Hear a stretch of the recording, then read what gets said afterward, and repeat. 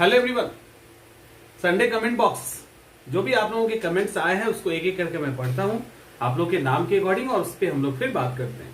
तो स्टार्ट करते हैं सीधा सीधा, क्योंकि नहीं तो बहुत लेट हो जाएगी, टाइम बहुत लंबा वीडियो हो जाएगा। अमरेश कुमार, पीटी के साथ मेंस का ऑप्शनल प्रिपेयर किया जा सकता है क्या? ऑप्शनल पेपर साइंस बैकग्राउंड का हो तो बिल्कुल किया जा सकता है। पीटी के साथ आप मेंस ले लो, या मेंस में आप जीएस पेपर को उठा सकते हैं। अभी की बात करें, जीएस पेपर को उठा सकते हैं, या ऑप्शनल उठा लीजिए, कोई ना कोई एक उठा लीजिए एटलीस्ट। और ऑप्शनल पेपर आपका साइंस है कि आर्ट्स है, ज्यादा फर्क नहीं पड़ता, क्योंकि अगर ऑप्शनल पेपर आपका मान लो हिस्ट्री ही होता, ऑप्शनल पेपर आपका ज्योग्राफी ही होता, तो हिस्ट्री होता है कि ज्योग्राफी होता, वो पीटी में कितना आपको करेगा, उससे बहुत अधिक आपको मेंस के अंदर पढ़ना है, बहुत अधिक पढ़ना है। और साइंस की भी बात है तो साइंस भी कहीं ना कहीं प्रीलिम्स के अंदर भी होता है, तो जितना कोई और ऑप्शन आपको उसके अंदर हेल्प करेगा उतना ही साइंस भी करेगा, और सारे ऑप्शन उस हिसाब से अलग ही हैं। तो आप ऑप्शनल पेपर की तैयारी शुरू कर दीजिए। अगर आपका साइंस बैकग्राउंड का पेपर है, फिर भी सबको चैप्टर वाइज कर लीजिए और एक एक करके एक एक चैप्टर पे अपना काम शुरू कीजिए प्रीवियस ईयर क्वेश्चन के अकॉर्डिंग। ठीक है। शिवानी कह रही है कि बिहार स्पेशल क्वेश्चन प्रैक्टिस के लिए कोई अच्छी बुक बताएं। सबसे पहले बिहार स्पेशल के लिए आपको क्वेश्चन प्रैक्टिस करना है शिवानी, या आपको वैसे पढ़ना है, सब्जेक्टिव टाइप सवाल होते हैं वो पढ़ने हैं। कोई भी पब्लिकेशन रिकमेंड करने की जरूरत नहीं है, कोई भी नहीं। सिर्फ ये ध्यान रखिए कि कोई भी 2 पब्लिकेशन की किताब रखिए, कोई भी 2 पब्लिकेशन। जैसे बिहार स्पेशल की आप बात करें तो इम्तियाज अहमद की किताब आती है, उसको ले लीजिए। क्वेश्चन बैंक की बात कर रहे हैं, कोई और आ रहा होगा, एक नहीं 2 किताब कम से कम, वो बिहार स्पेशल के किसी भी सेगमेंट में, क्वेश्चन आंसर में, या आप वैसे पढ़ना चाह रहे हो जीके के फॉर्म में, तो वहां पर दो पब्लिकेशन होना चाहिए, एक नहीं। पब्लिकेशन की किताब पतली भी हो सकती है, कोई दिक्कत नहीं, but 2। I am UPSC. Sir मेरा मैथ वीक है, बाकी सब्जेक्ट अच्छी है, प्रीलिम्स में 10 क्वेश्चन करने हैं और मेंस में स्टैट के लिए क्या करूं? अभी तक मैथ को टच नहीं किया है, 67 बीपीएससी में अपियर होना है। प्लीज बताइए मैथ के लिए कम टाइम में क्या करूं? स्टैटिक्स फ्री होने के बाद करूंगा। देखिए, सबसे पहला सवाल कि यदि आपका मैथ कमजोर है, और अच्छा खासा कमजोर है, क्योंकि देखो स्टैट जो है ना, जो डाटा इंटरप्रिटेशन, स्टैट के अंदर भी एक डाटा इंटरप्रिटेशन यानी डीआई का एक छोटा सा सेक्शन है। पूरा स्टैट नहीं पूछा गया है बीपीएससी के मेंस में, तो डाटा इंटरप्रिटेशन का सेक्शन है, जहां पे आप रेशियो, प्रॉफिट एंड लॉस, इस तरह के फॉर्मूला को अगर आप क्लियर कर लेते हो तो वहां से आप डिराइव कर सकते हैं आंसर। अब सवाल रहा बीपीएससी प्री के उस 10 सवाल का। देखो अभी तक तो अच्छी बात यह है कि नेगेटिव मार्किंग है, तो बीपी, और अगर मैथ बैकग्राउंड आपका नहीं है तो मैथ अपने आप में एक बहुत बड़ा सिलेबस है। मैथ ऐसा नहीं है कि पॉलिटी है, हिस्ट्री है, पढ़े और आ जाएगा। मैथ के लिए आपको पूरा टाइम देना पड़ेगा और अच्छे से प्रैक्टिस करना होगा, और सब कर भी लोगे ना, सब कर भी लेंगे। तो अगर आपका मैथ बैकग्राउंड उस तरह से नहीं है, 5-6 सवाल से ज्यादा एकदम श्योर होकर सही नहीं कर सकते। बहुत करोगे तो 7 सवाल तक जाएंगे, 7 सवाल से ज्यादा श्योर नहीं हो सकते, यार ये ध्यान रखिएगा। और अक्सर ऐसा होता है, बहुत कम ही लोग 10 के 10 सवाल कर पाते हैं। तो वैसी स्थिति में समझदारी कहां है? और आप अगर तुक्का मारते हो, कोई एक सीरीज, कोई भी 10 क्वेश्चन है ना, ए बी सी डी में से किसी एक को भी पकड़ लेते हैं तो आपके 3 सवाल सही होने के पूरे संभावना है। अक्सर हो जाता है, बी और सी उठा लोगे तो हो जाएगा, इसकी पूरी संभावना है। अब सवाल है कि बहुत पढ़ के आप 7 सवाल मैक्सिमम कर सकते हो, नहीं पढ़ के 3 सवाल कर सकते हैं, बाकी तुक्का वहां भी खेलना है, तो यहां तो रिस्क ही ले रहे हो। अब यहां पे 4 सवाल के लिए आपको हिस्ट्री और ज्योग्राफी दोनों ऑप्शनल पेपर का टाइम मिला दे, तब जाके आप मैथ को एक हद तक कमांड कर पाओगे, लेकिन कॉन्फिडेंस तब भी नहीं आएगा। तो यहां समझदारी इसी में है कि मैथ अगर आपका नहीं है तो 10 क्वेश्चन छोड़ दीजिए। आप मान के चलिए कि आपको 140 क्वेश्चन पे फाइट करना है, 10 में से 3 तो आपको मिल ही रहा है। समझिए इसको, 10 में से 3 सवाल तो आपको मिल ही रहा है, उसमें तो कोई काट नहीं सकता उसको। और इधर 140 पे फाइट करना है। जितना टाइम आप मैथ पे देंगे उसका 1/4 टाइम यदि हिस्ट्री, ज्योग्राफी, पॉलिटी, बायो, इन सब सेक्शन पे और दे देते हैं जो ट्रेडिशनली आप दे रहे हो, तो आपका वहां से इससे अधिक क्वेश्चन सही करने की संभावना है, चांसेस है। तो यहां पे नहीं करके वहां पे कीजिए, ये ज्यादा समझदारी की बात है। अगला सवाल, Sona Priya, how to prepare Bihar special and economics. Lengthy book पढ़ना बहुत बोरिंग लगता है। मतलब एक ही में तीन सवाल है कि बिहार स्पेशल कैसे करें, इकोनॉमिक्स कैसे पढ़े और लेंदी बुक पढ़ना बोरिंग लगता है। 3 सवाल है। पहला, बिहार स्पेशल के लिए कोई भी किसी भी पब्लिकेशन की 2 किताब, क्योंकि बिहार स्पेशल एक ऐसा स्पेशल है जहां स्पेशल के नाम पे 10% एरिया है।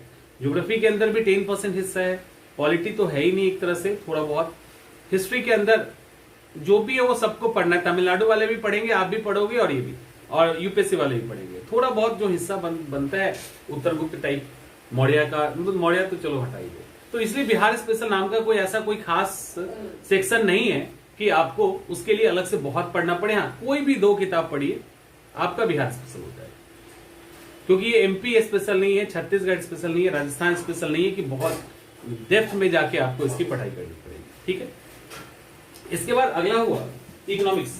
तो इकोनॉमिक्स के लिए आपको क्या करना है, इकोनॉमिक्स के लिए क्या करना है कि आप एनसीईआरटी को, 11th की एनसीईआरटी को पढ़ना है। और 11th की एनसीईआरटी जब पढ़ लीजिए, उसके बाद इकोनॉमिक्स के लिए आप लाल थोड़ा सा मुश्किल हो जाएगा, मतलब थोड़ा सा उसके अंदर जो वर्ड्स है वो काफी डिफिकल्ट है। आप प्रतियोगिता दर्पण का सप्लीमेंट्री ले सकते हैं। प्रतियोगिता दर्पण का सप्लीमेंट्री लीजिए, अतिरिक्तांक लीजिए, उसको अच्छे से पढ़िए, समझिए। 11th की एनसीईआरटी होगी, प्रीवियस ईयर पेपर सॉल्व कीजिए, आपका काम हो जाएगा। इकोनॉमिक्स में इतना ही। और इकोनॉमिक्स में बेसिकली ध्यान रखना, कहां मामला फंसता क्या है कि इकोनॉमिक्स और साइंस एक ऐसा सब्जेक्ट है जहां पे अधिकांश सवाल करंट अफेयर्स के होते हैं। आप प्रीवियस ईयर का पेपर उठा लीजिएगा, जो घटना चक्र की आती है ना, उसको उठा लेना आप, और जब उसको उठा के क्वेश्चन सॉल्व कीजिए, आपको लगेगा कि मैक्सिमम तो करंट में जा रहा है, इसका मतलब मैक्सिमम हिस्सा करंट से आता है।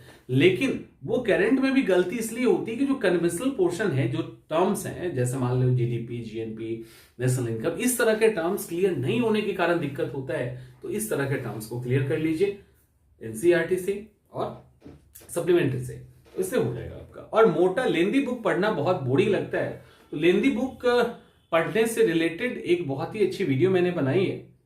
लेंदी बुक को आप टॉपिक में डिवाइड कर दीजिए। आप मत समझो कि हम किताब पढ़ रहे हैं, आप समझो कि हम प्रेसिडेंट को पढ़ रहे हैं, वाइस प्रेसिडेंट को पढ़ रहे हैं, हमको पार्लियामेंट पढ़ना है, बजट को देखना है, या हमको नॉन कॉपरेशन मूवमेंट पढ़नी है, कांग्रेस ने 28 महीने शासन किया उसको देखना है, वामपंथ का आंदोलन कैसे यहाँ पे हुआ। तो टॉपिक वाइज आप उस किताब को डिवाइड कर दीजिए और टॉपिक वाइज पढ़िए, तो आपको किताब मोटी नहीं लगेगी, आप आसानी से उसको पढ़ लेंगे। और किताब पढ़नी पड़ेगी, उससे भागना नहीं होगा। और उसको कैसे पढ़े इसके रिलेटेड एक वीडियो पूरी की पूरी इसी अपलोडेड है, एक बार उसको देख लीजिएगा। और वो जो मैंने अभी बताया टॉपिक वाइज वैसा कीजिए तो बहुत इजी हो जाएगा आपको पढ़ना। ठीक। Sugandha Priya, how to take mains and optional together. Mains और ऑप्शनल को टुगेदर, अच्छा मेंस की बात कर रहे हो। देखो, मेंस और ऑप्शनल को टुगेदर लेके जो जाने की बात है वो ये है कि आप अपने टाइम को पहले डिवाइड कीजिए। आपको ऑप्शनल भी तैयार करना है और मेंस भी। पहले तो ऑप्शनल के अंदर सवाल बहुत सारे होते थे, 2 पेपर था उसका ऑलरेडी, अब 1 पेपर में मर्ज कर दिया गया, तो पहले के कंपेयर में आसान हो गया ऑप्शनल। और दूसरा रहा जीएस पेपर। तो जीएस पेपर और ऑप्शनल में सबसे पहले ऑप्शनल को आप चैप्टर वाइज अलग कीजिए, पहला काम। दूसरा काम, ऑप्शनल में उस चैप्टर वाइज या टॉपिक वाइज प्रीवियस ईयर में जो भी सवाल आया है उसको नोट कर लीजिए। ये काम आप जीएस मेंस में भी कीजिए और ऑप्शनल में भी कीजिए। और उसके बाद ऑप्शनल आपका एक तरफ हो गया, जीएस मेंस एक तरफ हो गया। अब जीएस मेंस में हिस्ट्री, ज्योग्राफी है, पॉलिटी है, इकोनॉमिक्स है, तो एक एक टॉपिक करके उठाते चलिए। उसी तरह से ऑप्शनल में भी ऑप्शनल पेपर में भी एक एक चैप्टर उठाओ, वहां के एक चैप्टर पे आप 2 दिन 3 दिन लगाइए स्टार्टिंग में।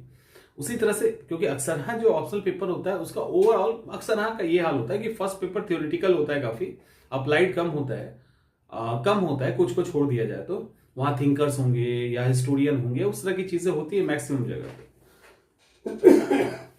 और चूंकि आप नया शुरू कर रहे हैं तो थोड़ा टाइम ज्यादा लगता है। तो स्टार्टिंग में एक एक चैप्टर को 2 दिन 3 दिन देके उस स्ट्रैटेजी से आप मेंस के जो ऑप्शनल पेपर उसको आगे चलिए, उसको लेके चलिए। और जीएस का जो ऑप्शनल पेपर है उसमें जीएस का जो पेपर है मेंस के लिए, उसको एक तरफ उसका टाइम देके history, geography, polity, DI data interpretation की बात करते हैं तो डीआई का जो सवाल है उसको डेली सॉल्व कीजिए एक एक करके।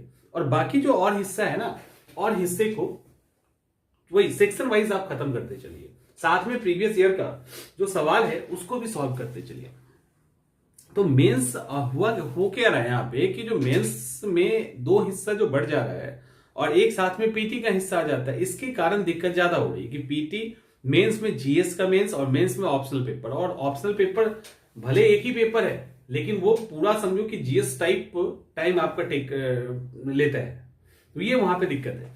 तो उसको भी प्रॉपर आपको टाइम देना होगा, 2 से 3 घंटे, 2 या 2.5 घंटे, 3 घंटे आपको देने ही देने होंगे, तब जाके आप एक चैप्टर ऑप्शनल पेपर का 2 या 3 दिन में समाप्त कर पाएंगे। और आप जीएस पेपर में ज्यादा दिक्कत, स्टार्टिंग में थोड़ी सी दिक्कत होगी एक बार पेस पकड़ने में, क्योंकि जीएस पेपर में आप जो पढ़ रहे होंगे ना जीएस के साथ एडवांटेज क्या है कि आप जो मेंस पढ़ोगे वो आपको प्रीलिम्स में भी काम आएगा। तो आप मेंस में जो टाइम दे रहे हैं वो टाइम एक्चुअली पूरा मेंस में नहीं दे वो टाइम एक्चुअली आप पूरा मेंस में नहीं देंगे, आप उससे पीटी का भी जो टाइम है वो सेव कर रहे हैं। इस बात का ध्यान रखिएगा। तो दोनों को लेके चलिए, चैप्टर वाइज चीजों को तोड़िए और टॉपिक वाइज जो है ना आप एक एक करके मेंस और जीएस दोनों समाप्त करते चलिए।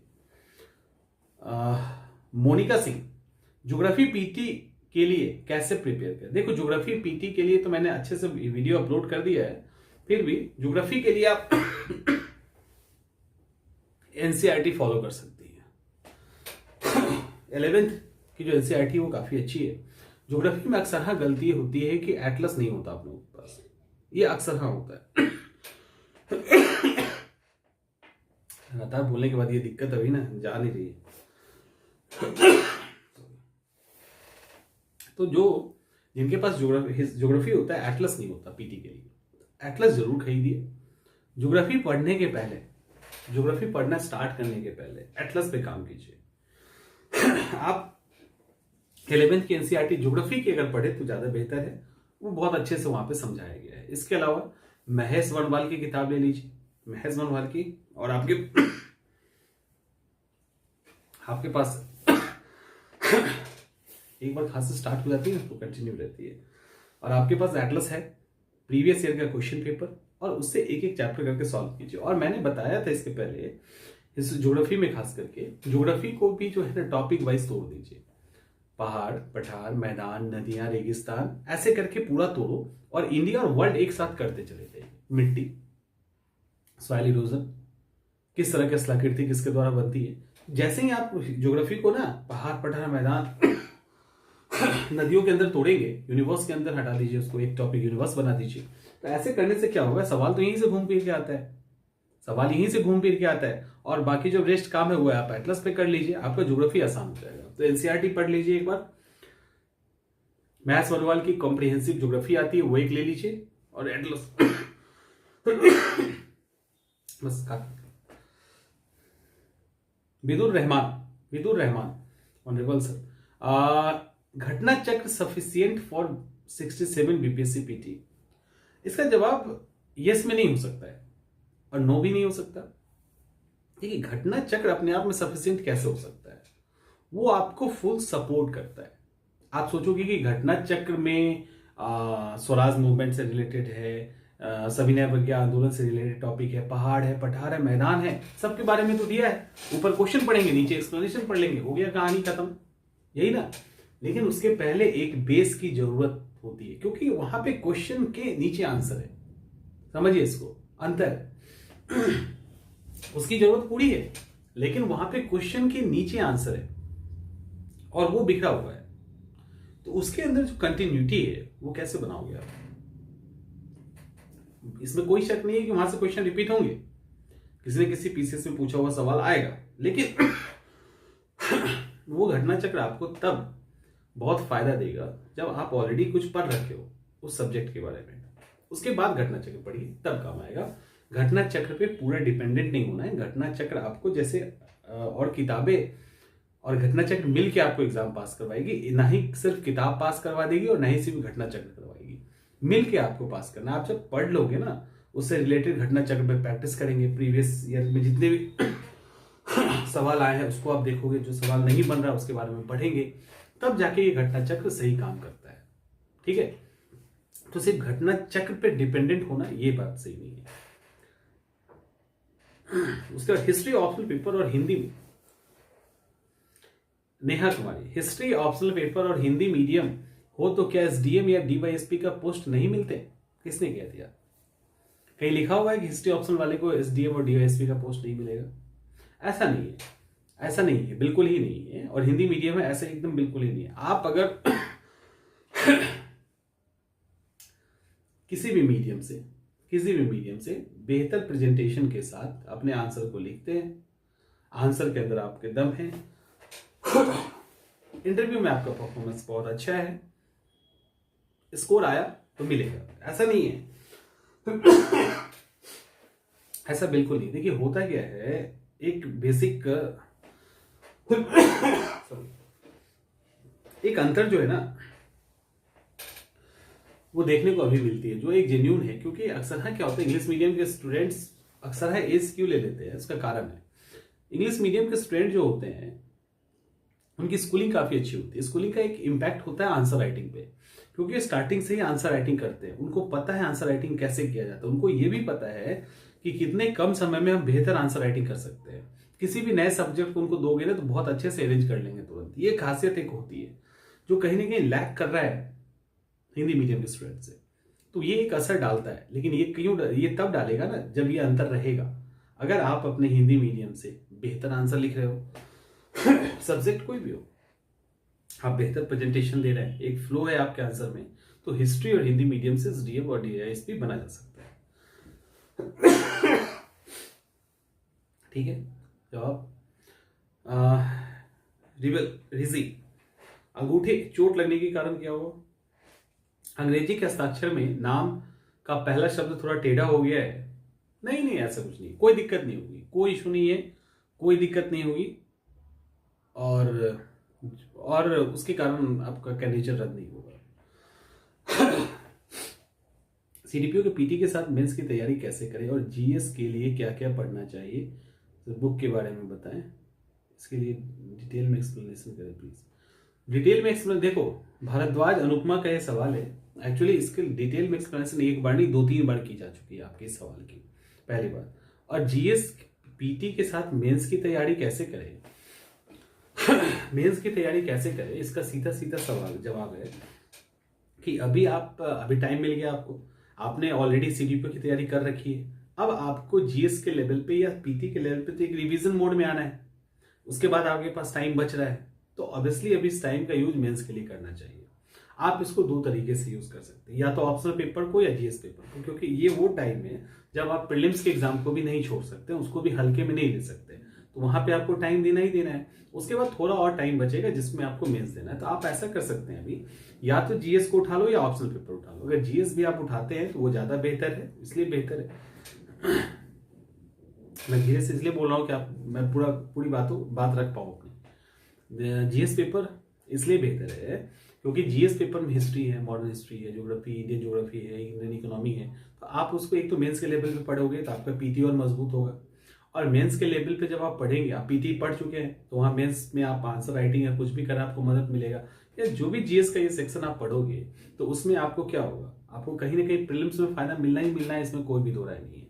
तो इसीलिए अभी बेहतर ये होगा किसी के लिए कि पीटी की को तो आप रिवीजन मोड में डाल दीजिए, कुछ नया है पढ़ते रहिए, और मेंस में जीएस पोर्शन को उठा लीजिए। एक स्टैट का सवाल अगर कमजोर है, डाटा इंटरप्रिटेशन अगर कमजोर है, एक सवाल डेली बनाइए, और बाकी मेंस में हिस्ट्री, ज्योग्राफी, पॉलिटी को करते रहिए और आंसर राइटिंग शुरू कर दो। टाइम है आंसर इंप्रूव करने का, प्रेशर कम होगा, अच्छे से इंप्रूव आप कर लोगे। तो ये यहाँ पे इसके थ्रू आप जो है आगे बढ़िए।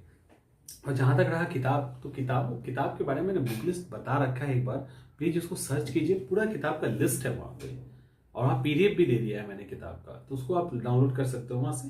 ठीक है, और इसके बाद भी दिक्कत होगी तो बताना, मैं डिटेल में इस पर एक वीडियो अपलोड कर दूंगा जिनको किसी को दिक्कत हो रही है तो। ये क्या है, मौज मौज मस्ती। बीपीएससी 65 मेंस दिया था बट रिजल्ट नहीं हुआ, 66 में पीटी नहीं हुआ, कुछ मार्क्स से रह गया। सर मैं एक बात नोटिस किया कि जब मैं 65 बीपीएससी मेंस दिया था तो मेरा उस टाइम ना तो ऑप्शनल रेडी था और ना ही जीएस सब्जेक्ट, और माय कुछ टीचर के हेल्प से मैंने मेंस का प्रिपरेशन किया बट रिजल्ट नहीं हुआ। अब मुझे लगता है कि मैं पीटी से पहले क्योंकि पोर्शन क्लियर कर लूँ ताकि पीटी के बाद मेरे लिए आसान हो जाए।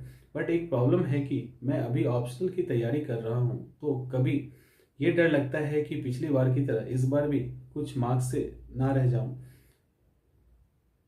और मैं एक साथ दोनों को पढूं। प्लीज देखो मौज मस्ती आपका शायद चैनल है क्या, सुनिए सुनिए सुनिए, एक तो डर हटा दो। पहले जब पढ़ रहे हो तो रिजल्ट होगा, ऐसा नहीं है, डरना नहीं है। पहली बात डरना नहीं है, क्योंकि आप जब डर के पढ़ते हैं ना तो आपका परफॉर्मेंस वैसे ही खराब हो जाता है। आप 5 घंटे में आप 2 घंटे का आउटपुट निकाल पाते हैं। एक तो डर छोड़ दीजिए पहली बात, और मेंस को तैयार कीजिए, अभी टाइम है। आप चूंकि आपने 65 का मेंस दिया है, आप अपने अंदर की जो ताकत है उसको पहचानिए, अंदर का जो ताकत है उसको पहचानो। 65 का मेंस दिया यानी प्रीलिम्स क्वालिफाई किया था ना उस समय। उसके बाद क्या हुआ, 66 में पीटी नहीं हुआ, ठीक है नहीं हुआ, कट ऑफ थोड़ा ऊपर चला गया था, नहीं हुआ, ठीक नहीं हुआ, उसका ये मतलब थोड़ी नहीं कि 67 में नहीं होगा। आप जहां पे 65 में थे या 66 में थे, कुछ नंबर से नहीं हुआ, तो आप देखिए कि गलती कहाँ हुई है, किस सब्जेक्ट में प्रॉब्लम है, सब्जेक्ट के किस टॉपिक में प्रॉब्लम है, जो भी प्रॉब्लम है उसको दूर कीजिए। और बाई चांस अगर पीटी हो गया होता, मेंस की तैयारी आपकी प्रॉपर नहीं हुई होती, और अगर नहीं हो पाए किसी भी कारण से, तो फिर क्या फायदा उस पीटी का, कोई फायदा नहीं। तो आप देखो, आप सबसे पहले अपने आप को पहचानिए कि आप एक लेवल पे हैं जहां पे आपका रिजल्ट आने में कुछ छोटी छोटी दिक्कतें हो रही होंगी, उसको पहचान के सॉर्ट आउट कर लीजिए। आपका पीटी का रिजल्ट एटलीस्ट नहीं रुकेगा। और इस दौरान अब पीटी में करोगे क्या, रिवीजन ही तो करोगे, और क्या करोगे, या कुछ जो नया है उसको ऐड कीजिएगा। उसके बाद भी आपके पास टाइम बचेगा, जो टाइम बचेगा उसको मेंस के लिए लगा दीजिए। आंसर राइटिंग कीजिए, ऑप्शनल पेपर दिक्कत कर रहा है, जीएस पेपर ठीक कीजिए साथ में। जो जीएस पेपर करोगे तो डर खत्म हो जाएगा, पीटी के लिए भी काम आएगा और मेंस में भी काम आ जाएगा। अभी आंसर राइटिंग इंप्रूव कर लेंगे तो आंसर राइटिंग आपको ऑप्शनल पेपर में भी काम आ जाएगा और पीटी में, जीएस मेंस में भी आ जाएगा। और उसके बाद रेस्ट क्या बचेगा, जीएस ऑप्शनल पेपर। तो ऑप्शनल पेपर को रटना रहेगा या समझना रहेगा, उसको रट या समझ लीजिए। आंसर राइटिंग आपने ऑलरेडी कर रखी है, जो वहां भी काम आ जाएगा। और जीएस पेपर आपका इस बीच में ठीक हो गया है, तो एक ऑप्शनल पेपर ही बचेगा। या आप अभी अपने अकॉर्डिंग आप ऑप्शन को भी कर सकते हैं। मतलब मेरा एक सुझाव है कि आप किसी को डर लगा, जैसे आपको डर लग रहा है, तो डरने की बात है नहीं। आप मॉडर्न हिस्ट्री पढ़ रहे हो, आप इंडियन ज्योग्राफी पढ़ रहे हैं, आप पॉलिटी हिस्ट्री, आप वही चीज पढ़ रहे हैं जो जीएस में ही पढ़ना है, राइट? वही चीज पढ़ रहे हैं, जीएस में पढ़ना है, जीएस का रिवीजन ऑलरेडी कर रहे हो, आंसर राइटिंग कर रहे हो, तो आपका कोटा पूरा हो गया। इतना ही काफी। ऑप्शनल पेपर को पढ़ना है, निकाल लेना है साथ में। ये बेस्ट तरीका मैं बता रहा हूँ जो काम आएगा। ठीक, कौन है? रेशमा राज। मैंने पूछा पीटी का स्कोर कैसे एनालाइज करें, कुछ पेपर में ठीक हो जाता है, कुछ में नहीं। कोचिंग का पेपर तो थोड़ा हाई भी लगता है। लास्ट ईयर में 4 मार्क्स से रह गए थे, इस बार भी बॉर्डर लाइन के टेंशन हो रहा है। करेंट अफेयर्स को तैयार करने का बेस्ट सोर्स बताएं। देखो, सबसे पहले एक बात है कि पीटी का स्कोर कैसे एनालाइज करें। कुछ पेपर में ठीक हो जाता है, कुछ में नहीं। तो जब आप कहीं पे भी आप टेस्ट दे रहे हैं, तो कोई भी जब तक टेस्ट ही एनालाइज कर पाएगा ना, एक तो आप ओवरऑल मोटा मोटी एनालाइज करेंगे कि आपका हिस्ट्री, मॉडर्न हिस्ट्री में दिक्कत हो रहा है, आपको ज्योग्राफी में दिक्कत हो रहा है, ज्योग्राफी के किस सेक्शन में दिक्कत हो रहा है। इसको अब देखो, आप रेशमा राज है ना, अब देखो आप इस लेवल पे हो ना जहां पे आपको एनालाइज करना है, आपको अपनी कमी को एनालाइज करना है। मैंने इस पे बहुत अच्छे से वीडियो अपलोड ऑलरेडी किया है कि होता क्या है कि आपको पकड़ना है कि गलती कहाँ हुई। अब आप पूरा किताब पढ़ना, पूरे नोट्स को पढ़ना, या जो भी आपके पास सोर्स है उसको बार बार फर्स्ट टू लास्ट पढ़ने की जरूरत नहीं है। अब आपके अंदर कमी कहाँ है उसको ढूंढना है। कमी ढूंढने का सबसे अच्छा तरीका होता है, सबसे अच्छा तरीका, एक बार मेहनत करना होगा, उससे ज्यादा नहीं। आप ऐसा करोगे, बहुत कंफ्यूज हो रहे हो, नहीं कमी ढूंढ पा रहे हैं, जैसे ज्योग्राफी है ना, ज्योग्राफी को चैप्टर वाइज कीजिए, हिस्ट्री चैप्टर वाइज कीजिए, पॉलिटी कीजिए। इतना करने में भी अगर दिक्कत हो रही है, तकलीफ हो रही है, घटना चक्र तो ऑलरेडी आपके पास हो गए, नहीं है तो खरीद लेना, वहां पे चैप्टर वाइज ऑलरेडी करके रखा गया है। आप क्वेश्चन का आंसर ढकिए और बनाइए, देखो कौन नहीं बन रहा है। और दूसरा तरीका, आपने जैसा भी यहाँ पे कहा कि कोचिंग का पेपर थोड़ा हाई हाई लगता है, ठीक है, हाई लगता है, हो सकता है हाई लगता है ना, लेकिन उस हाई में भी कुछ ऐसे सेक्शन होंगे ना जहां से आप सवाल बहुत इजीली बना लेते होंगे, और कुछ ऐसा सेक्शन होगा जहां पे काफी मुश्किल लग रहा होगा। तो मुश्किल सेक्शन कौन सा है उसको कॉपी पे नोट कीजिए। क्यों मुश्किल लग रहा है? क्या क्वेश्चन स्टैंडर्ड अधिक होने के कारण? अब मुझे नहीं लगता यूपीएससी के स्टैंडर्ड का सवाल आया होगा, थोड़ा आगे पीछे हो रहा होगा, इतना ही हो रहा होगा, इससे ज्यादा तो नहीं हो रहा होगा। और वहां चलो आपको दिक्कत हो रही है, उसको हटाइए, घटना चक्र पे आओ, देखो वहां पे किस सेक्शन के अंदर सवाल नहीं बना। पहले ज्योग्राफी उठाइए, देखिए कहाँ पे फंस रहा है मामला। क्या कोई बेसिक कॉन्सेप्ट फंस रहा है, या कुछ हमें याद नहीं है, या कहीं पे पॉलिटी में आर्टिकल फंस रहा है, क्या हो रहा है? जो फंस रहा है उसको आप लिखो कहाँ पे, कॉपी पे, और उसके अकॉर्डिंग उस टॉपिक को पढ़िए, उसके अकॉर्डिंग टॉपिक पढ़िए। और एक आसान तरीका है इसको पहचान के इंक्रीज करने का, जब आप पेपर तैयार दे रहे हो ना, कोई भी किसी भी कोचिंग का आप पेपर दे रहे हैं, कोई भी टेस्ट पेपर दे रहे हैं, कोई भी मॉडल क्वेश्चन दे रहे हो, आप उसको उठा लीजिए, ठीक है, आप उसको उठा लीजिए और उसको बनाना शुरू कीजिए। बनाना शुरू कीजिए, आंसर स्टार्टिंग में नहीं देखना है, बनाना शुरू कीजिए। जहां जहां गलत हो रहा है, जो जो हिस्सा गलत हो रहा है यानी वो कमजोर है, और जो हिस्सा गलत हो रहा है उसको तुरंत किताब में पढ़िए। समझ में आया? उसको तुरंत किताब में पढ़िए, कॉपी पे नोट कर लीजिए। इससे आपको पता होगा कि कौन सा हिस्सा कमजोर है और किसको हमने किताब में पढ़ा। फिर क्वेश्चन सॉल्व कीजिए, देखिए सॉल्व हो रहा है कि नहीं हो रहा है। अगर वहां से भी नहीं हो रहा है, दूसरे सोर्स को पढ़िए। तो ये वो तरीका है जिससे आप उसको ठीक कर सकते हैं। और इससे स्टूडेंट्स, ऑलरेडी मैंने पहले वीडियो अपलोड कर रखा है इसको लेके, तो 8 से 10 नंबर सबका बढ़ चुका है। 2 से 3 दिनों में 8 से 10 नंबर बढ़ा चुके हैं। तो आप भी इसको करो, हो जाएगा। और करंट अफेयर्स की तैयारी कोई बेस्ट सोर्स नहीं होता। करंट अफेयर्स की तैयारी का कोई बेस्ट सोर्स नहीं होता। करंट अफेयर्स के लिए को तैयार करने के कई तरीके होते हैं। उसमें सबसे आसान तरीका है, एग्जाम के पहले कोई भी 2 ढंग का मैगजीन उठा लीजिए जो ईयरली हो, 6 मंथ का हो, लेटेस्ट आया हो एग्जाम के पहले का। तो ईयरली वाली कोई भी वार्षिकांक टाइप की 2 मैगजीन उठा लो, एक नहीं 2 मैगजीन उठाइए, उसको पढ़िए। और करंट अफेयर्स को ठीक से कैसे पढ़े, इससे रिलेटेड भी वीडियो मैंने अपलोड किया, स्पेशल वीडियो के सेक्शन में आपको मिल जाएगा। और करंट अफेयर्स में सबसे बड़ी समस्या होती है, उलझ जाते हैं, पढ़ाए कि नहीं पढ़ाए यही याद नहीं रहता। तो करंट अफेयर्स को राष्ट्रीय, अंतर्राष्ट्रीय, आर्थिक, विज्ञान, तकनीक, पर्यावरण, क्या पुरस्कार, व्यक्तित्व, खेल, विविध, ऐसे करके इंडेक्स, ऐसे करके सेक्शन वाइज बांट लीजिए एक कॉपी पे या पेज पे, और उसके आगे सिर्फ टॉपिक का नाम लिखिए। आप लिखो और ऐसे करके आप पढ़िए उसको, किताब करंट अफेयर्स को। करंट अफेयर्स आपका क्लियर हो जाएगा। अभिषेक सर, मैं 19 नवंबर 2021 को फॉर्म फिल किया था बीपीएससी प्रीलिम्स का, पर फाइनल ईयर का स्टूडेंट हूँ। पटना यूनिवर्सिटी का रिजल्ट इशू के कारण मैं लेट कर दिया। रिजल्ट मेरा आया है 10 दिसंबर 2021 को, और मेरे हाथ से एडिटिंग का ऑप्शन मिस हो गया, तो 19 नवंबर तक था। इस सेक्शन में मुझे क्या करना चाहिए? एडमिट कार्ड आपका आ जाएगा, कोई इशू नहीं है, ठीक है।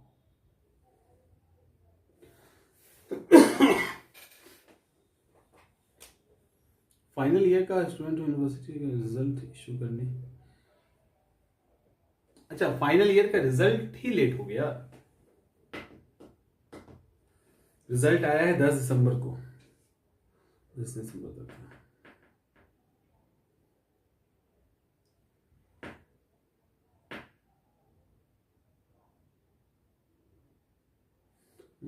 टू मंथ रिजल्ट अनाउंस करेंगे।